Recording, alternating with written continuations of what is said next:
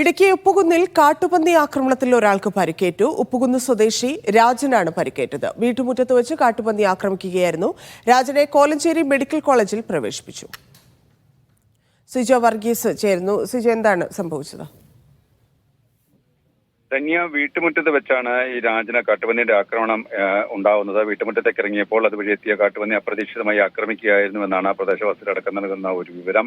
ശബ്ദം കെട്ടെത്തിയ വീട്ടുകാരും നാട്ടുകാരും ചേർന്നാണ് രാജനെ കോലഞ്ചേരി മെഡിക്കൽ കോളേജ് ആശുപത്രിയിൽ പ്രവേശിപ്പിച്ചിരിക്കുന്നത്. അദ്ദേഹത്തിന്റെ ആരോഗ്യനിലയിൽ ആശങ്കയില്ല, അപകടനില തരണം ചെയ്തു എന്നുള്ള വിവരങ്ങളും ഏറ്റവും ഒടുവിൽ ലഭ്യമാവുന്നുണ്ട്. വനാതിർത്തി മേഖലയായ ഉപ്പുകുന്നിൽ കാട്ടുപന്നി അടക്കമുള്ള വന്യമൃഗങ്ങളുടെ ശല്യം അതിരൂക്ഷമായിട്ടുള്ള ഒരു പ്രദേശം കൂടിയാണ്. ആദ്യമായിട്ടാണ് ഇത്തരത്തിൽ വലിയൊരു പരിക്ക് കാട്ടുപന്നി ആക്രമണത്തിൽ ഏൽക്കുന്നത് എന്നും പ്രദേശവാസികൾ പറയുന്നുണ്ട്. എന്തായാലും ഈ പ്രശ്നപരിഹാരം ഉണ്ടാക്കണമെന്നൊരു ആവശ്യം കാലങ്ങളായി നിലനിൽക്കുന്ന ഒരു പ്രദേശം കൂടിയാണ് ഈ ഉപ്പുകുന്ന്. ധന്യ.